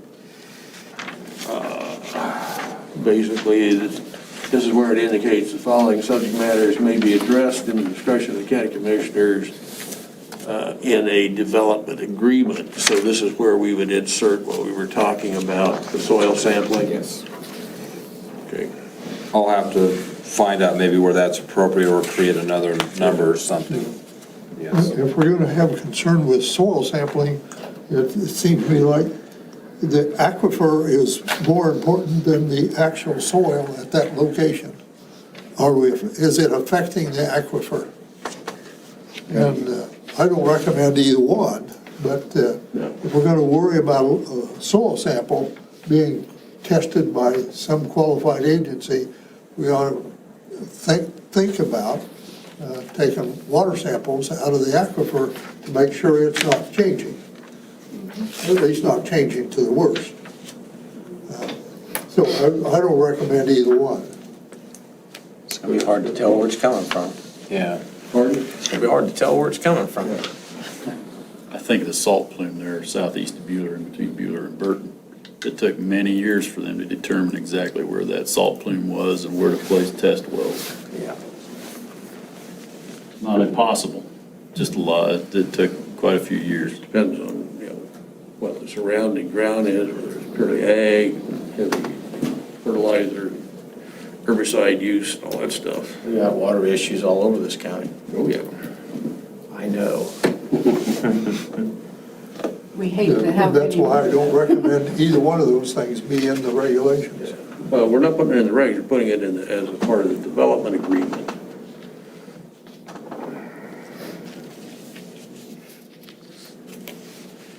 How would you do that? Yeah, I don't know how you do the water sampling thing, like you said, you can go down, drill a test well or something down there, but, that's. That's the way you do it. You put in a test well, it's called a piezometer, and you go out and take a sample every so often and determine what the quality of the water is. We have them all over because of Where the, the flow of the Equus water has them every is. quarter mile. we have them all over because of the old naval base.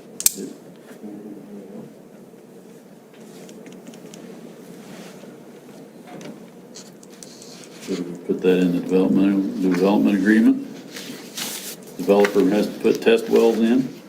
Where do they put them in? Are they putting them in downstream? Are they putting them in? That's the thing. I mean, you also have to. I mean, have somebody- Have a hydraulic, whatever study done, That's, determine what the flow of the aquifer is from the project site. And what are we doing with this information? Is it just gonna go on a website somewhere in a PDF? Right. I mean, if you're taking these samples, but you're not doing anything with them, Yeah. what's the end goal here? It's on the bet to come, is what it is. I mean, you don't want to, you aren't predisposing the place to be a polluter, but you're also putting in, it would be placing a monitoring system, maybe early detection system. I don't know, I'm probably putting words in it that shouldn't be. But it would be a detection system to find that in the groundwater. But That would be it said you gotta prove that that's the source. Right, so what happens if you drill a test well a quarter mile downstream and 15 years in, you see elevated cadmium? And the developer says, well, our solar panels are fine, it didn't come from us. And that would be a hard discussion to have. Well, and then the other thing to look at though is if you have the soil samples, because that water, those pollutants have to pass through the soil. So they're gonna leave some trace, I would think, in the soils that you're sampling. I think soil sampling would probably be adequate. Until such time that there be a need for wells, and then that can be a If you get an decision. issue down in the aquifer, then it's gonna be a major blow up that, you're gonna have the KDHE and the feds and everybody else involved, and, don't trace it back to whomever's responsible. Do we require soil samples from any other potential polluter?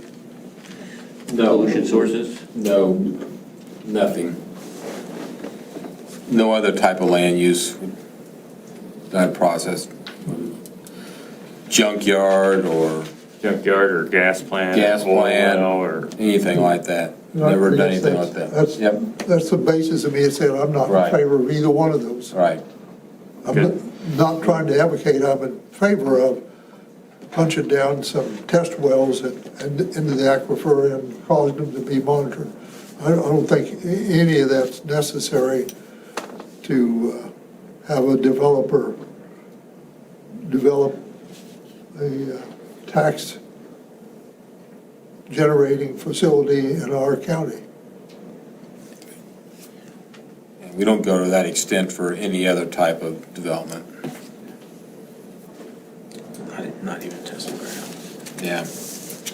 But we don't have a lot of the stuff that we're covering on oil and gas or other necessarily. I mean, it's just something that we need to take into consideration for the future. Right. Because you do read like both sides, and I don't want to be one that said, oh yeah, we don't have to do that, and then it comes up that it was that way. And I mean, it's not very hard to pull a soil sample. I think that at the minimum, we ought to do soil sample. And I think if it gets to the point it's in the water, that's going to be somebody else's baby there. So I think it runs through the soil, so that ought to at least catch it coming in. Yeah, if you're timely. Yeah, Okay. and if you do it in increments, that they're the same, you have something to compare it with. It's kind of like taking your cholesterol level. You have something to start with.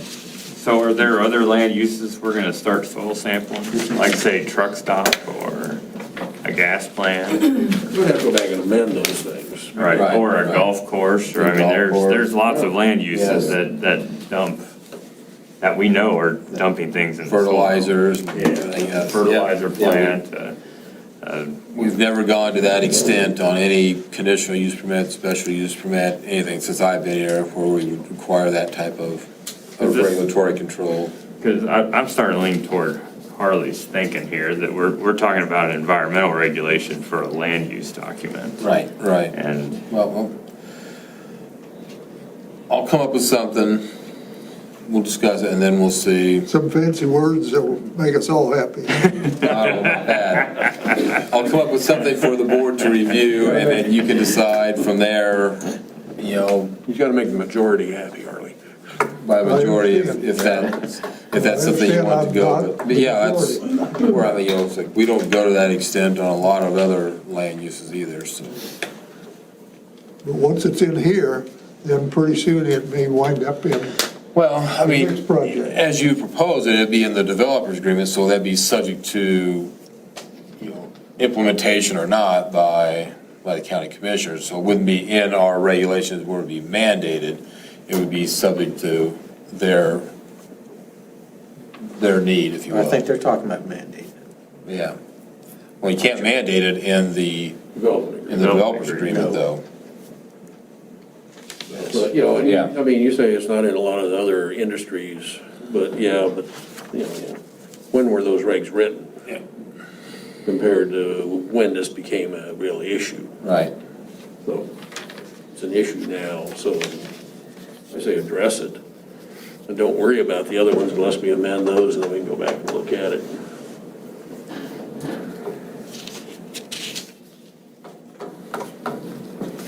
Mandate or development agreement? Where do you want the soil samples? Or not at all? Development agreement, fine with me. The development agreement, that's merely a suggestion for our county commissioners to go by. Yeah. It's not a requirement, it's just a suggestion. Exactly, that's what I That'd be think. all right? Oh, Okay.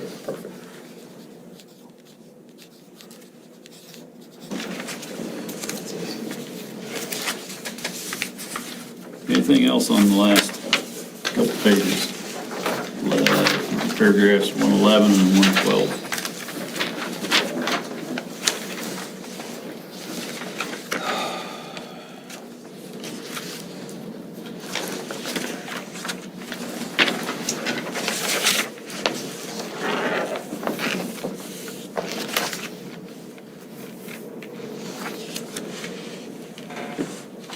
I had two notes that I don't know that it's worthy of consideration, but on number 2, 110.2I, recognition of a landowner's right to be satisfied. I don't know what satisfied is or how that conversation would play out. You know, if you want to be ornery, you just say, I'm never going to be satisfied. It seems like there's some contractual, whatever the decommissioning agreement is. It would be a piece of their private contract as they lease it. That would have to be their satisfaction at that point. The only thing this statement says is that the decommissioning agreement that the county commissioners are going to agree to includes that the landowners are satisfied with their lease agreement decommissioning. Says, or the developer's agreement or their private lease agreement. Yep.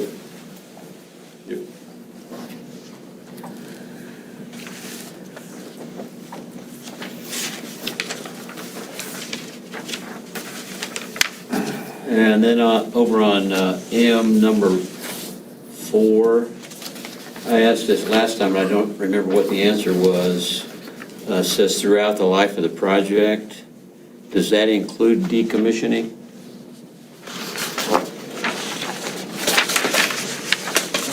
Where you at, Marty? We're on page 13. Page 13, item number 4. M4. No, I guess it's not M4, it's just number 4.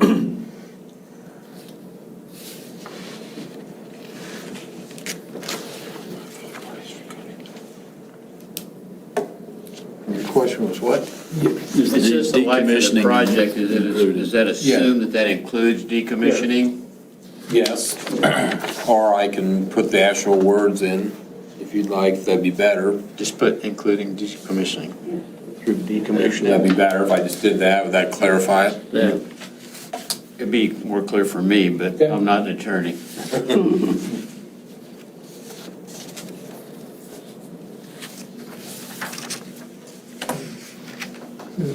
I thought we discussed that last time, maybe I missed that Yeah, I change. can't remember what we decided. Yeah. We decided that's what it was, including that as part of it, but Okay. Well, I'm fine either way, I'm writing it down this time. I am too. I might have missed it last time.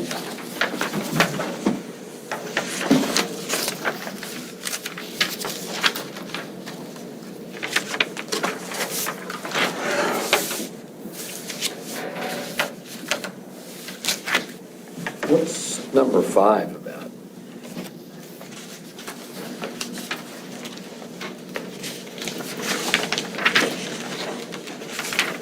What is it?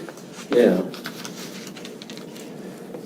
It's the pilot, or it's the payment that solar companies would provide the county for the project to make up for the taxes.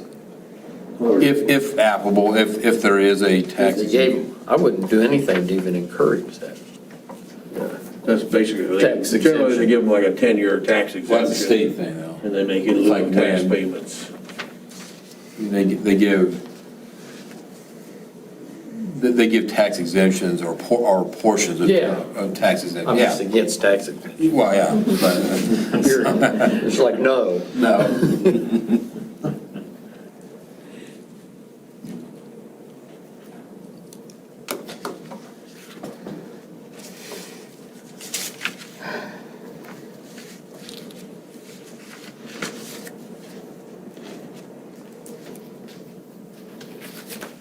Any other comments on the balance of the document?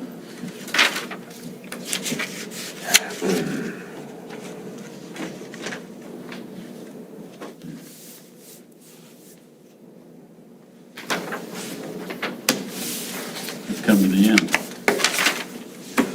Staff, you've got some homework. I think so. I guess I'd like to share some thoughts that I have, and these thoughts are not necessarily mine. You know, I spent my whole career, 50 years in the power business, been retired for 12 years, and so, but I know people, so I went off and asked several people questions about solar, and I pointed out to them, probably in Reno County, we're not talking about a great big solar farm, but probably smaller ones, but I says, help me out, how many acres does it take to make a megawatt? And he said, well, 1 megawatt takes about 5 or 6 acres. I said, well, tell me about a big one that you've talked about. He said, well, a 120 megawatt facility covers 720 acres, continuous, all one deal.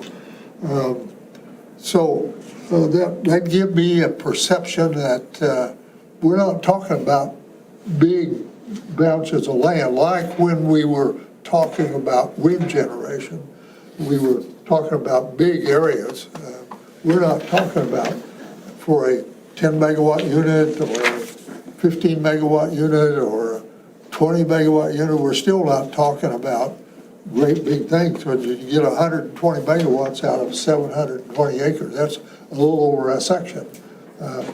And of that 120 megawatts, they said, well, that does include a battery storage facility, and the PPA we're trying to sell, and they haven't sold it yet, is only for 100 megawatts. And I said, well, why is it 120 megawatts if you're only going to have a PPA for only 100 megawatts? He says, because we want to recharge that other 20 megawatts, recharges the batteries, so that when the sun goes down, the batteries are fully charged and they can provide energy until wind takes over, starts blowing at night. So just give me a perception of what a big solar system might be and how it would operate and how big an area it would cover. Like I say, most likely in Reno County, if we get an applicant for putting in 10 megawatts, I would, probably not that big, but still not going to cover a big amount of land. What did you say, 120 megawatts, how many acres? 720 acres, 5 to 6 acres per megawatt. 5 to 6 acres per megawatt. You know, there are a lot of installations today that are 1,000, even 2,000 acres. You know, so I mean, and from what I understand is currently happening in Reno County, so there's a lot more than a little over a section of land being leased up.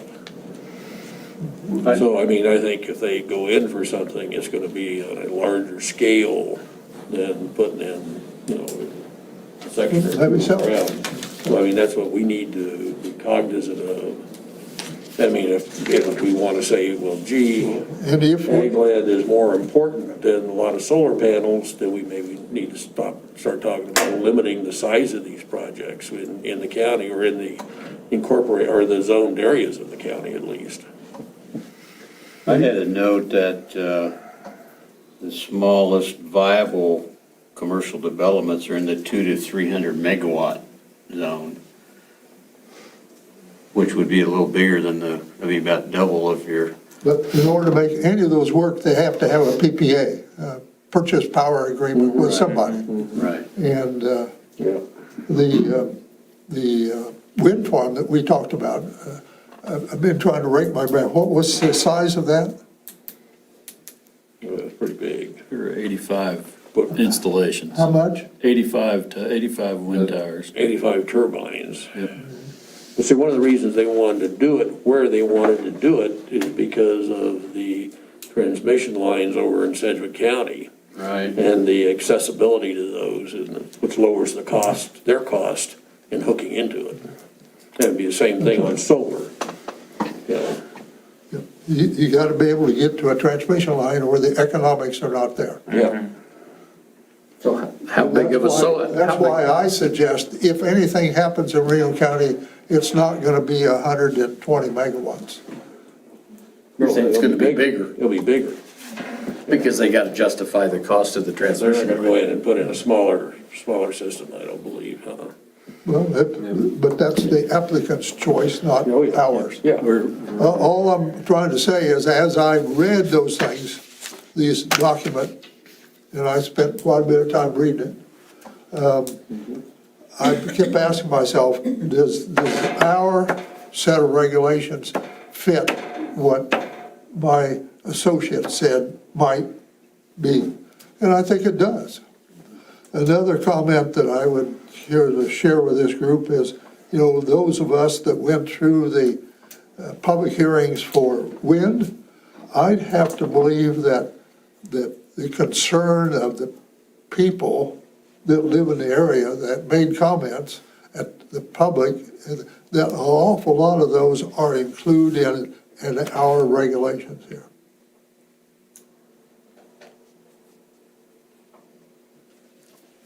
Their concerns they expressed. Oh, yeah. So I think the general public has been well represented here by our efforts as well as us.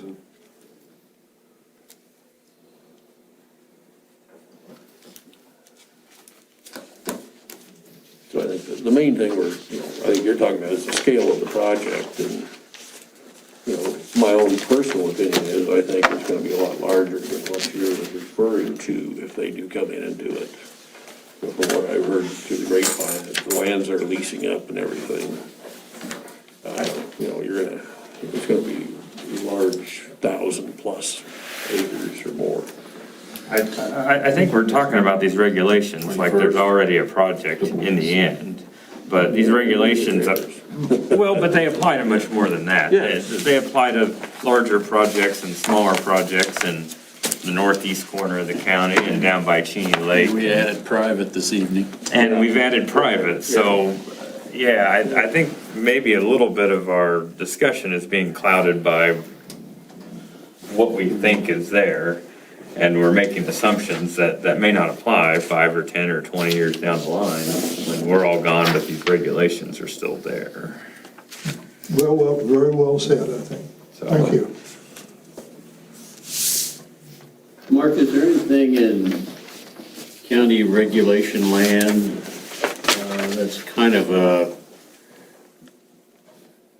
protection for things that we just didn't think about, that oh my gosh moment, that would give you or give the county the right to say, oh, we reserve the right to protect ourselves for things that we didn't think of.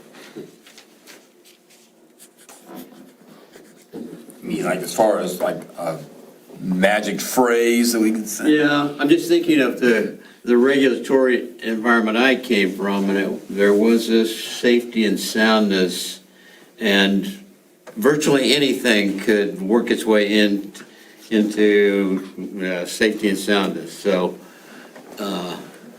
Like on a job description, and all duties as assigned by the something like manager. that, something like that. Well, I mean, Well, we have the entire conditional use permit process. Yes. To capture anything we're not seeing. very Right? good, exactly. And the development agreement. And the development agreement and. There's what we witnessed in the wind farm, that the process does, sometimes it gets emotional, sometimes it's painful, but the process does work. And so we just need to, I agree,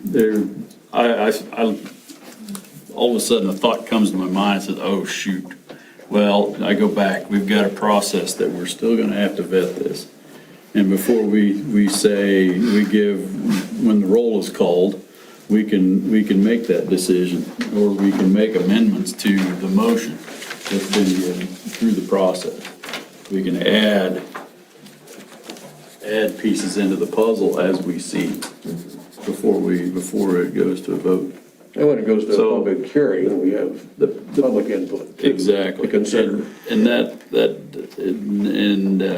until that public hearing process closes, we hear all those. And then at the end of that, we take time to discuss whatever's been presented. If there's new information that we did not, we discussed and said, well, it might not be so important to put in the doc, but then in the public hearing, it comes forward. Or we have complete germane information that we hadn't had any privilege to up to that point. We can push pause and say, okay, we need to discuss it, and either add it in, subtract. We can add, subtract as we see, and that's kind of the stopgap. And then at that point, the county commissioners have their review, and then they can. It's kind of it's a double filter, if you want to call it that. We're the primary front line, and then we put forth the best recommendation to the county commission, and they review it, and they make the decision. So there's some checks and balances. But once all the ink's dry, Once the commissioner's ink is dry, then, the checks and balances should have been in that ink.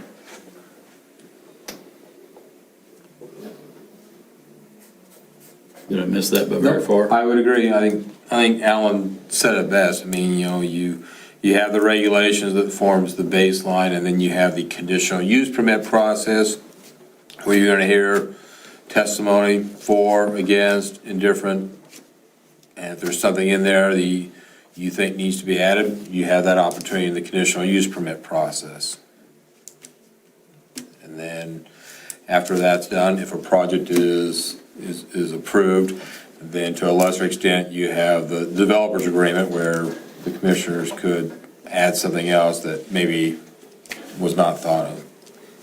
Now, let me ask you a question, Mark. I mean, okay, eventually we're gonna come up with a set of regulations that we're gonna approve, have a hearing on, and send up to the county commission. Then we make a recommendation for them to approve or not approve it. What are their options? They can approve it or not approve it, or they can send it back to us. Or can they make changes to the document themselves? They can accept it as you propose, as you recommend. They can send it back to the Planning and Zoning Commission with a recommendation of some changes for your consideration. Okay. Or they can have a supermajority vote, which would be 4 out of 5, and make any changes they choose and create it themselves. Okay. So they could make changes themselves, but it has to be a supermajority. That's correct. Yes. I'm just curious. Yep. Yep, so they have several options, like Don said, yeah, with that. They can say, well, you guys didn't address this, you as a board didn't think about this, what is your thoughts on, it's similar to like a conditional use permit, request. I go up there and I present something, and your recommendation is to approve. If there's some hesitancy on one of the conditions or on some of something in the staff report, they can send it back down and say, board, give me some more feedback on this topic or so, and then we'll come back and we'll discuss, and then we'll go back and forth, and so it's the same back and forth process. I guess, one thing I know I don't think we have discussed, and it'd be, similar to what ended up with the wind, is, is the zoned areas of Reno County a good fit for solar?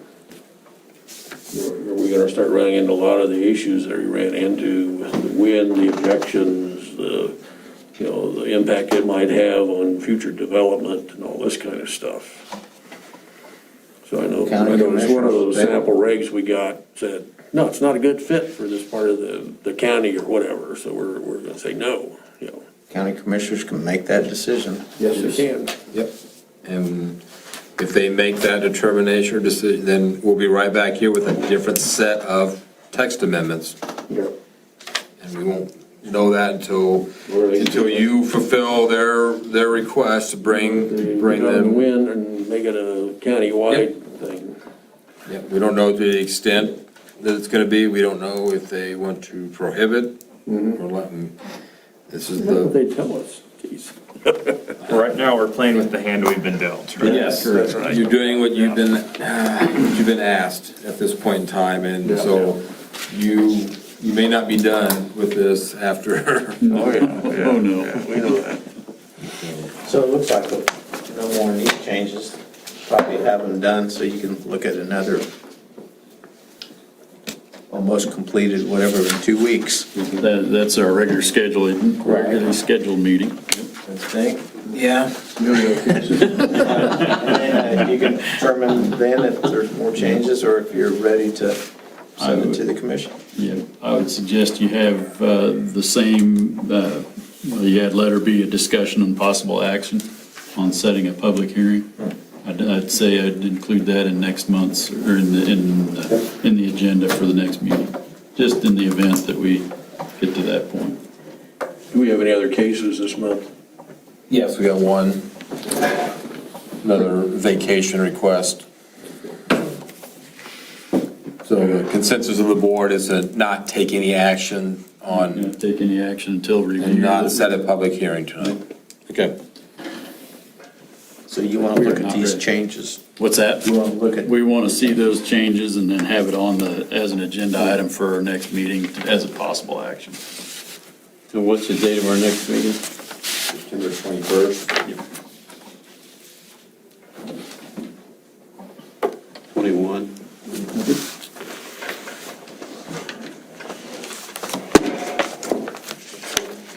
Any other discussion? Needs to be brought before the staff for this board. Chair will entertain a motion to adjourn. So many. Second. Been moved and seconded. Any discussion to adjourn? Seeing none, all in favor of adjourn, say aye. Aye. Opposed, same sign.